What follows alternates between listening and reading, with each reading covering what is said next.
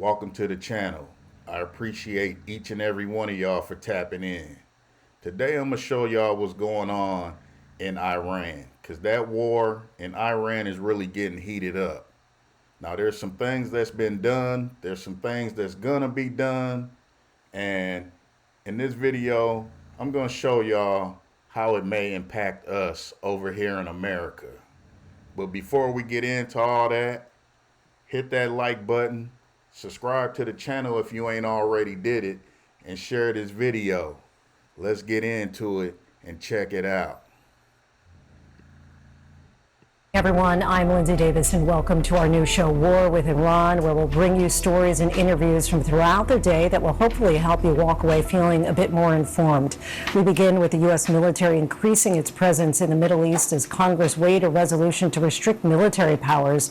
We now know 50,000 American forces are in the region. The Pentagon released extraordinary images of a U.S. submarine sinking an Iranian warship in the Indian Ocean. The last time the U.S. did this to an enemy combatant ship in 1945.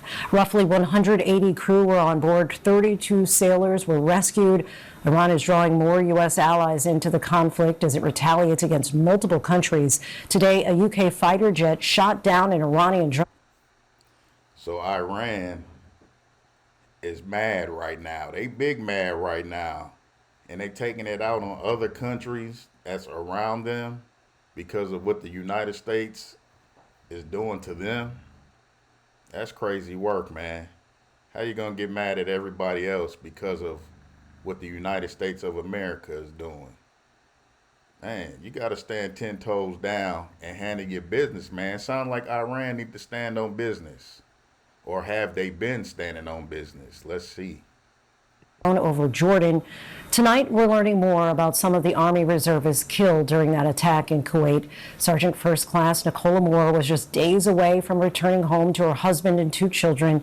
20-year-old Sergeant Declan Cody, described as the rock of his family. We also just learned that Qatar is evacuating residents living near the U.S. Embassy as, quote, a precautionary measure. We have team coverage tonight. ABC's chief foreign correspondent Ian Pannell leads us off back in the region again. So I want to say, or I want to send my condolences out to those soldiers from the United States that has lost their lives so far. We're already taking casualties, but I believe Iran is probably taking even more casualties and bigger losses than what we have so far. But this thing has just began, so please believe it's going to be a lot of losses on both sides. Tonight, the war with Iran rapidly expanding. For the first time since World War II, the U.S. Navy sinking an enemy ship with a torpedo fired from a fast attack submarine. Extraordinary video from the... You see how they dropped them bombs on that ship, man? Can you imagine being out there in the middle of the ocean on a ship and some bombs get dropped on it? That's crazy work, man. Periscope of that American sub showing the massive explosion before the Iranian warship with 180 people on board sank to the bottom of the Indian Ocean. America is winning decisively, devastatingly, and without mercy. The torpedo attack happened off the coast of Sri Lanka. Authorities there. I know he said that America's winning, but are we really winning? Because even though we may be taking out a lot of those over there fighting against us, I believe in the end it's going to impact us over here in America big time. One way or the other, man. It's either going to hit us in our pockets. I mean, one way or the other, man, we're going to feel it eventually. At least that's what I believe. Recovering dozens of bodies, saying only 32 people were rescued. That ship, one of at least 20 Iranian Navy vessels the U.S. says it's destroyed. Tonight, the Trump administration claiming U.S. and Israeli forces control the sea and the skies over Iran. President Trump saying the U.S. is in a very strong position. We're in very good shape now. I want to let you know that, and we will continue forward. But it's a great display of military strength. The Pentagon saying there are now more than 50,000 troops in the Middle East, with more on the way. The U.S. now... Man, we got 50,000 troops over there right now. So we pretty deep, man. It's fair to say that we pretty strong right now with our troops, with the weapons that we have. It's almost, I mean, we can almost say that we can't be beat. We can't lose. And we all know, so far, Donald Trump can't miss. Set to strike deeper into Iranian territory. More and larger waves are coming. We are just getting started. We are accelerating. He said we just began. We about to turn this thing up another notch. Iran better get ready, man. They think they gonna win this war. It's not gonna be easy. Hopefully this war doesn't go on for too long. Like the war between Russia and, those guys over there fighting. Hopefully they can get this done and over with as quick as possible. And the way Trump and his administration has been operating, I mean, I wouldn't doubt it if it is over before we know it. But this thing could go on for longer than what we and they expect. We're going to see, man. Not decelerating.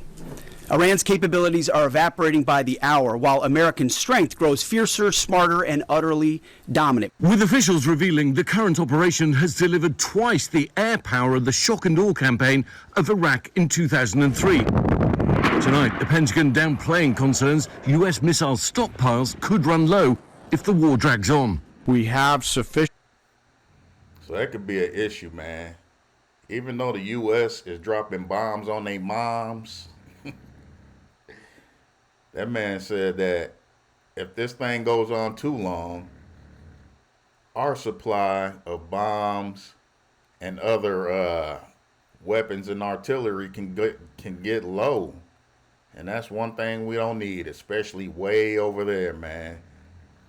So I hope, and I'm pretty sure, the United States has a backup plan for that.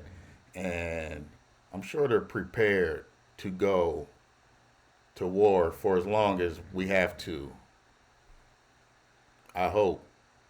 Precision munitions for the task at hand, both on the offense and defense. I appreciate the interest, but just know that we consider that an operational security matter.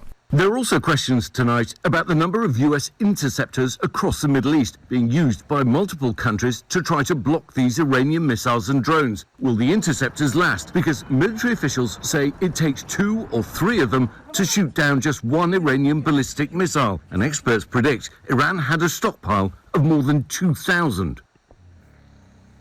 Now that right there can be a problem. It takes 2 to 3 interceptors just to knock down one missile.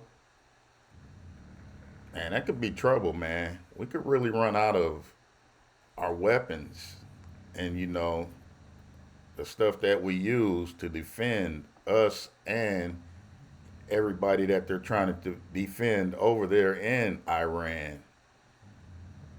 I don't know, man. Right now, it's like 50-50 if you ask me.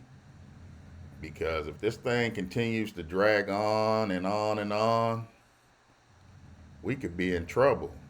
We got to get this thing over with as quick as possible, man. And I'm sure that's what Trump has planned. Hopefully everything goes the way he has planned. Tonight, Iran launching a new wave of strikes across the Gulf. A UK fighter jet shooting down an Iranian drone over Jordan. NATO saying it intercepted an Iranian ballistic missile over Syria that was heading for Turkey, as images emerge of an Iranian missile that slammed into a Syrian field. But US and Israeli officials say the Iranian attacks have slowed down. That's crazy right there. Could you imagine just missiles stuck to the ground, halfway in the ground, right there where you're at? What's out there? Some sheep or some lamb or something? So these are farmers Could you imagine going out into your field on your farm and seeing missiles halfway stuck into the ground, halfway sticking out the ground? That's crazy, man. That's crazy work, man.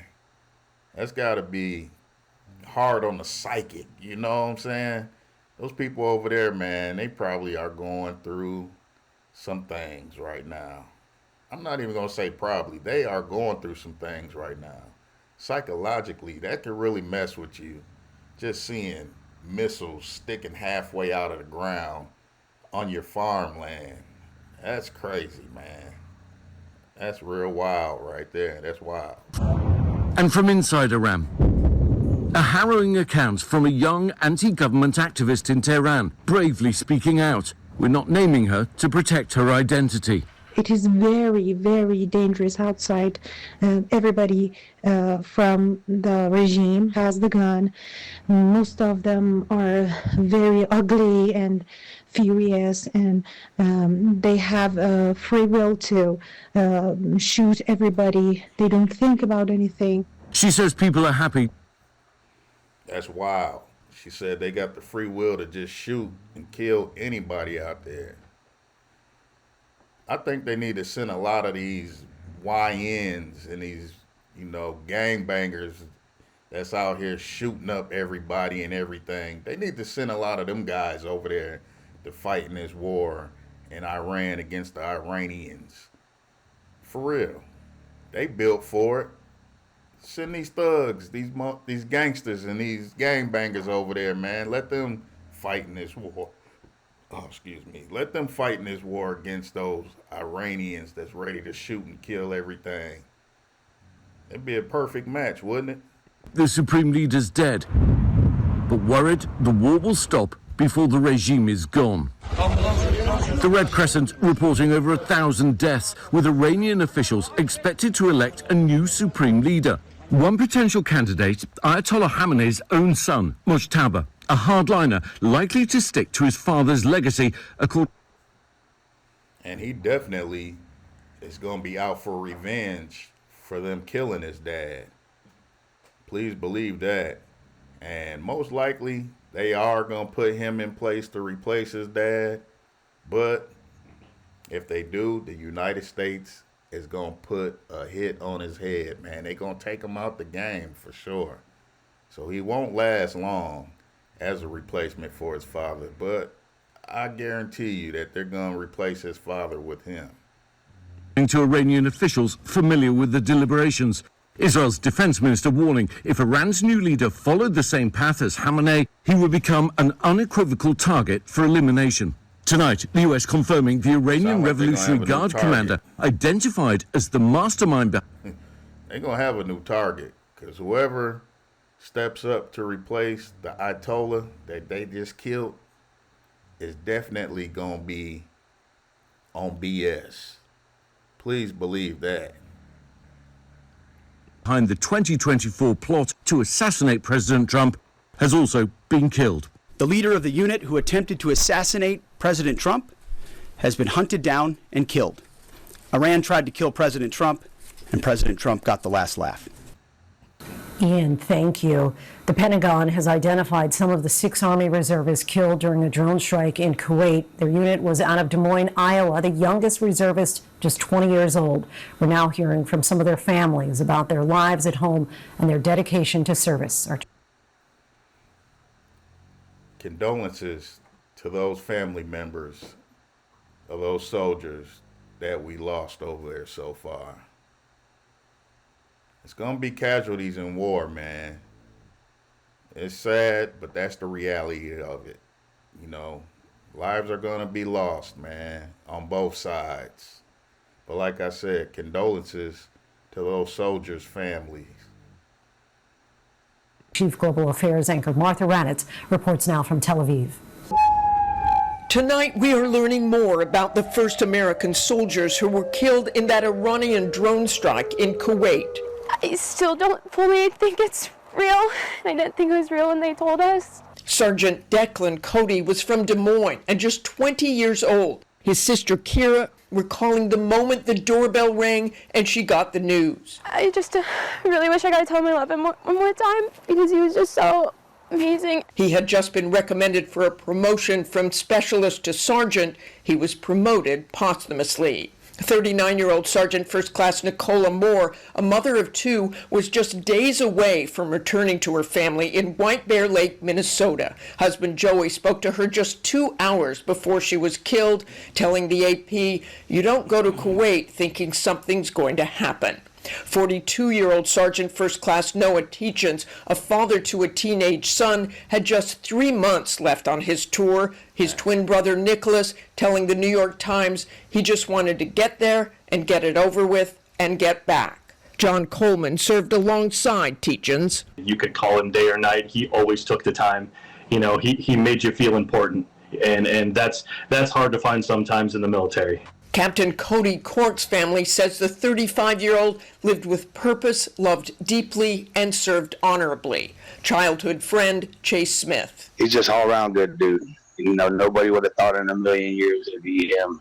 Late tonight, the Pentagon identified 2 other soldiers killed in that Iranian drone attack in Kuwait. Major Jeffrey R. O'Brien, 45, of Indianola, Iowa, and Chief Warrant Officer 3 Robert Marzan, 54, of Sacramento, California. The questions many are wondering, what is the plan and how is this different than Iraq? Why did the U.S. have to strike Iran when it did? How is this different than the war in Iraq? And what is the plan? Those are excellent questions that I would like to know the answers to, and I'm sure a lot of you guys would like to know the answers to. Me personally, I always think that it's about money. Why did they do it? It had to have something to do with some kind of money or some kind of control over something. There's something over there that the United States wants, and Iran is not giving it up without a fight. That's what I believe. These are questions ABC News Live anchor Kira Phillips got to ask International Affairs Advisor and spokesperson for Israeli Prime Minister Benjamin Netanyahu, Caroline Glick. Take a listen. Caroline, good to see you again. You heard those remarks from President Trump. Did he convince the Israeli Prime Minister to go to war, or was it the other way around?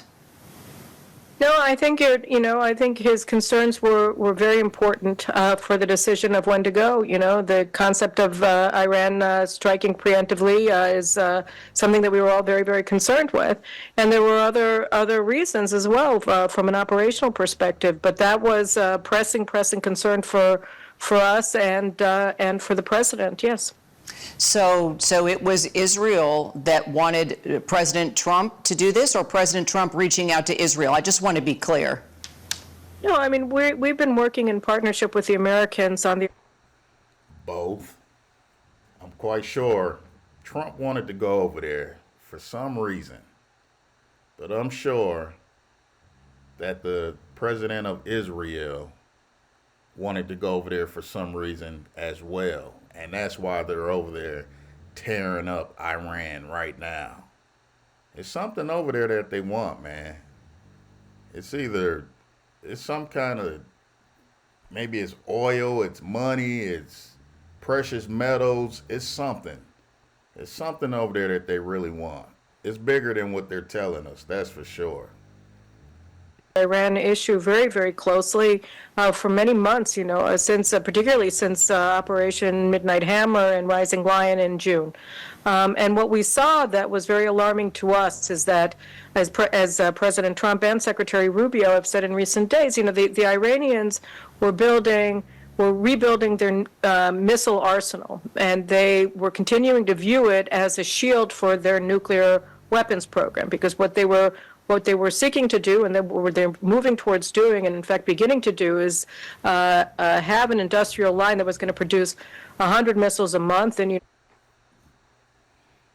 I feel like I heard that before. I feel like we went to war one other time because they said that there was some weapons of mass destruction or something of that nature. And we went over there and we tore everything up and there was nothing. I hope this is not the case. But like I said before, they'll tell us anything. They don't want to really tell us why they really want to go over there. So they come up with reasons like they're building nuclear bombs again. They have nuclear weapons, weapons of mass destruction. We got to go over there and destroy it all. It's crazy, man. I got a feeling that we are being deceived in this war against Iran. Not saying that we shouldn't be over there and disarming them of those dangerous weapons that they may or may not have, but I don't know, man. Deception is in the air, and that's for sure. We're only capable of producing 7 interceptor missiles a month, and that would have overwhelmed our defenses, not only for Israel and the United States, but for all of the Arab countries in the Gulf and beyond, so that they would have this impermeable thing that they would be able to attack with in an overwhelming manner. I mean, just remember the force of these missiles. They're the size of buses.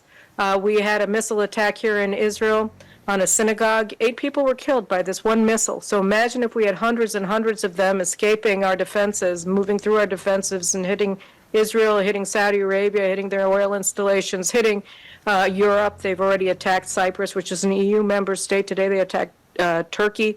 So imagine that all of this was going on, and under that shield, they were able to build nuclear weapons. And what we saw was that they were moving these installations underground. And if they had moved them underground, if that had actually happened, then they would have been immune to assault. And they would have been able to go forward on this maniacal plan without obstacles. So, from that perspective, it was imperative to move. And from the perspective that we were very, very concerned, and the president certainly voiced the concern that they were going to preemptively attack, we moved when we did.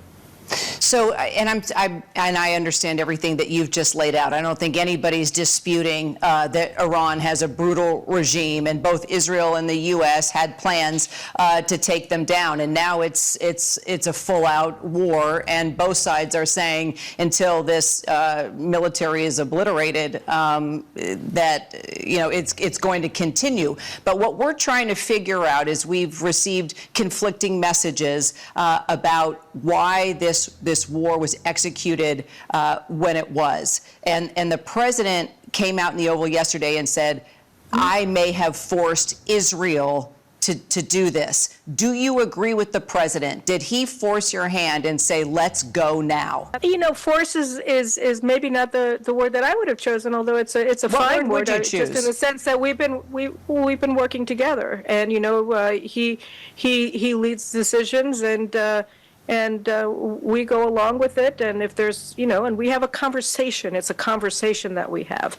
And, and so the concerns are voiced by all sides. And by the way, it's not that you're getting conflicting reports. I think you should look at it more like you're getting more information.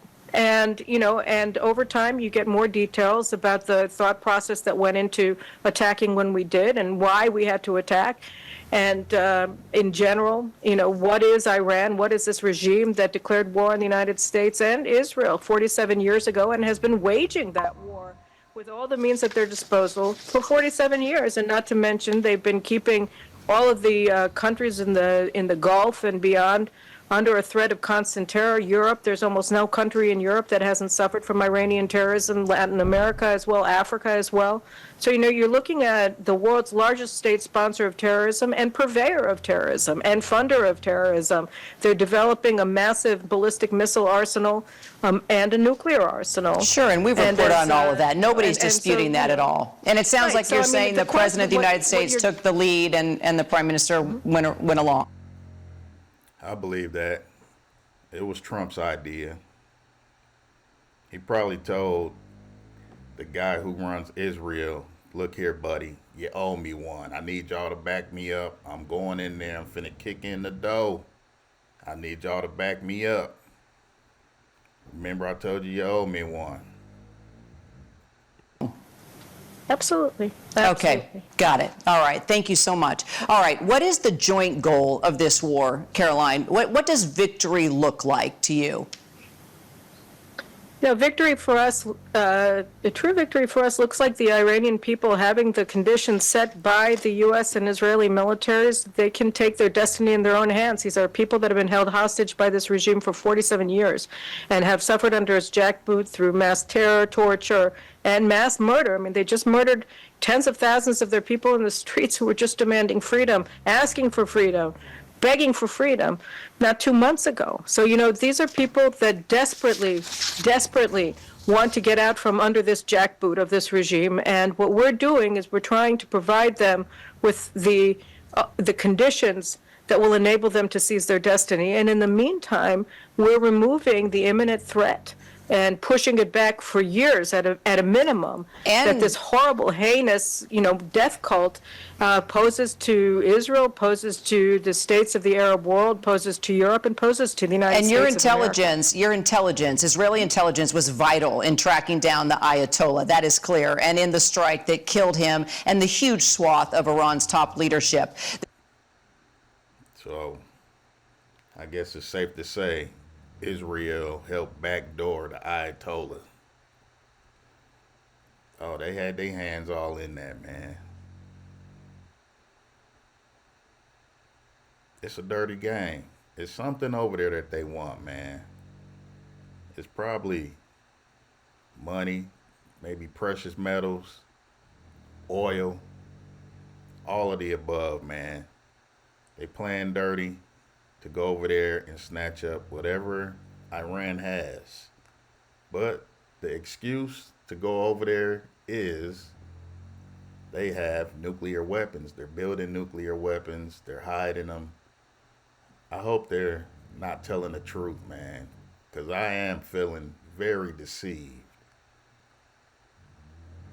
There were follow-up strikes targeting more of Iran's leadership. Is the goal of this war, Caroline, for Israel regime change? Is that what Israel wants, is regime change?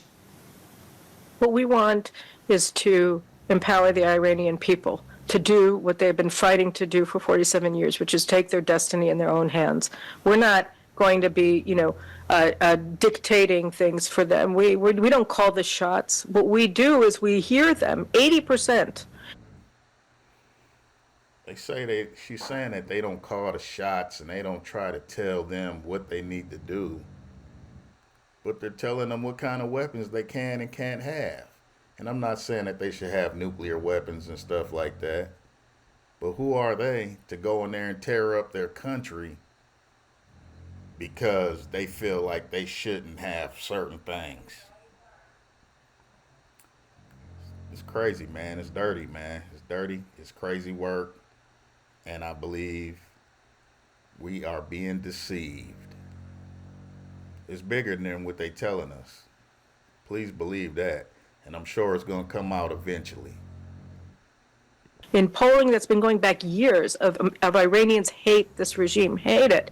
And we're talking about from across all sections and swaths of Iranian society, which is a multi-ethnic, multi-confessional society, and they all hate the regime. It doesn't matter if they're Baluchis or Kurds or Azeris or Persians. They all hate this regime. They all want to move beyond it. So and how if will that Israel help happens, them? if God willing, that happens. Well, how will we're Israel step in and help the people then?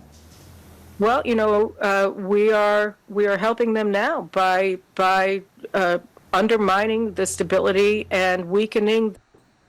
How are you helping them people right now when you tearing up where they live? Them people are probably over there in complete darkness, trying to figure out how they're going to get food, trying to figure out where they're going to sleep because y'all done blew up the house. So how are you helping those people right now? By being over there destroying everything. They lying, man. They lied to us right in our face. The grip on power of this regime. But what about leadership? I mean, clearly Israel would like to see a different form of leadership here. So the hatred and the tyranny that you talk about can come to an end in the region. So what is it exactly Israel wants to see, and how will you help the Iranian people achieve that when it comes to leadership, the next leader of Iran? Look, I think President Trump has been very clear, that this is their moment, this is their time. This is the time of the Iranian people to seize their destiny. Not this minute, right? It's very dangerous outside still. There are bombs going off all over the place. But, what we're doing, they asked for help. And as President Trump said, and as Prime Minister Netanyahu have said, help has arrived. And help takes many forms. And right now, what it's taking forms of is bombing is destroying the ability of the regime to cause havoc and mayhem. And destroying their houses and their neighborhoods and probably their grocery stores, and destroying their way of life right now. And the thing that I am concerned about is, how is this going to impact us over here in America? Because I'm sure one way or another it's going to impact us. Now, is it going to impact us in a positive way? I hope so. And I hope it doesn't impact us in a negative way, which it very well might. They ain't over there helping them people right now. They over there trying to get what they over there for.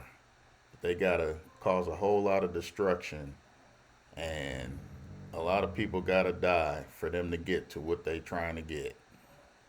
Mass death worldwide, and also to remove their ability to continue to conduct mass murder of the Iranian people. That's what we're working towards. It's what when we're praying for them, that they're going to be able to do. Well, this was the conversation when the Iraq War took place as well, and we saw what happened there. It's been a disaster with regard to leadership. There wasn't a plan after Operation Iraqi Freedom to help with a transitional government that would work, that would survive. So what is the plan now? We haven't been able to get a clear outline from the President of the United States. Does Israel have a plan? Can you tell us any details about a transitional government, or how you're going to support, once the bombs start dropping, how you're going to support the Iranian people in creating leadership there in Iran that will be good for all of you within the region? Well, look, what I can tell you is two things. One is that we've been planning this operation for a very long time with the Americans. This isn't something that started, a Saturday morning. That's one thing. The other thing that I can say is that you can't compare. I mean, it's easy, it's obvious, it begs comparison, right? Because Iraq is next door, but it's not the same. The Americans invaded Iraq, they conquered Iraq, with their allies. Here, we're not doing. There are no ground forces. America hasn't sent ground forces into Iran. This is But the president said it could be a possibility. An Air Force mission. President Trump has said he's not discounting putting American troops on the ground. Well, we'll have to see, but that's, the president is going to decide what's in the interest of the United States.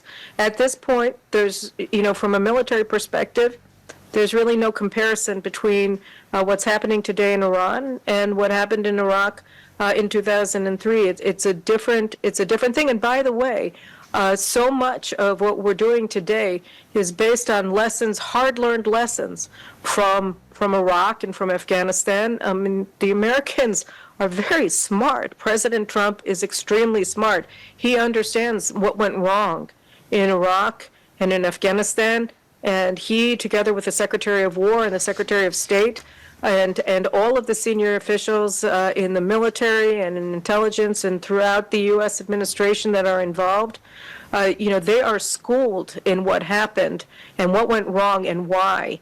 And this is a totally different operation. It's a completely different operation, and it's being done by people who saw, really from the outset, as President Trump did, the weaknesses of what happened in Iraq.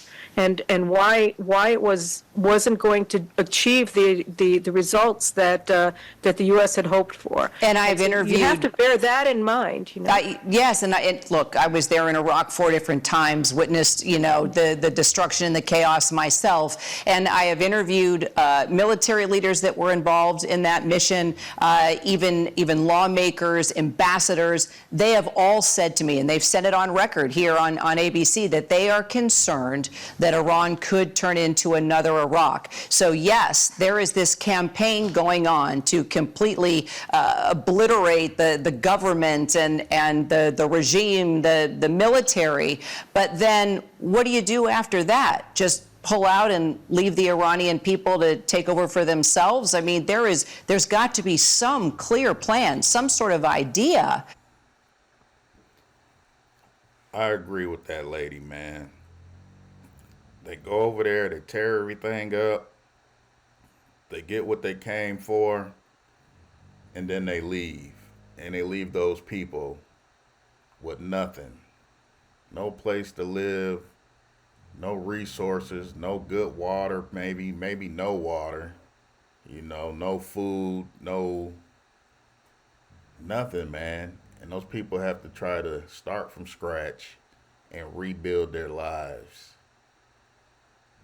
That's crazy, man. That's dirty, man. I guess that's war. Where the U.S. and Israel are going to have Iranian people rise up and figure out a way to lead their country. And there's been talk of, Reza Pahlavi, there's been talk of other people that were in line, but apparently they've all now been killed, and that's kind of all we have right now. So there's a lot of concern. This could just turn into another Iraq, without a doubt. So what's the plan? Is there a plan? Can you give us anything on behalf of Israel as it works with the United States on the plan after the bombs stop dropping? Of course, there's a plan, and what I can tell you also is, before we began this interview, you were talking about you were talking to the widow of one of the U.S. servicemen who was killed in Kuwait. Since the outset of hostilities, one of 6 brave American heroes whose passing we mourn here in Israel. And, we've been at war now for 2.5 years, and we understand the cost of war. The Prime Minister understands the cost of war. He lost his brother in battle. He himself was injured, rescuing passengers in a hijacked airplane. And, he's had comrade die in his arms in battle. We lost 932, I think, of our soldiers, of our most loved sons and daughters in this war. We know. Nobody takes this lightly. Nobody thinks that this is going to be a cakewalk, and nobody is saying, oh, let's just go helter-skelter and whatever will be, will be. And you're right to want to know all the answers to the questions. But, just as you said, we're getting conflicting answers about why now. And I said, no, I don't believe you're getting conflicting answers, information. I think that you're getting more information. And I think that over time you'll get more information. And I know nobody wants to hear the words, oh, trust us, because how can you ever trust anybody, especially not in war and not when you have people's lives are at stake. The people of Israel who... You're darn right tootin'. How could we trust anything y'all say? We can't. So you hit it on the nail with that one. Go to the bomb shelters 5, 6, 7 times a day for the past 4 days, and really for the past 2.5 years we've been running back and forth from time to time. We know nobody takes this lightly. Nobody's done this lightly. This is a war that is going to settle accounts with a regime that has been raining terror down on this earth for the past 47 years. There's a side here, and the Iranian people are on the side of good here. And we're going to do everything that we can to give them the option, to give them the conditions that they can seize their destiny. I don't believe her. I don't believe her. I don't trust nothing that lady said, man. She don't look like somebody that you can trust.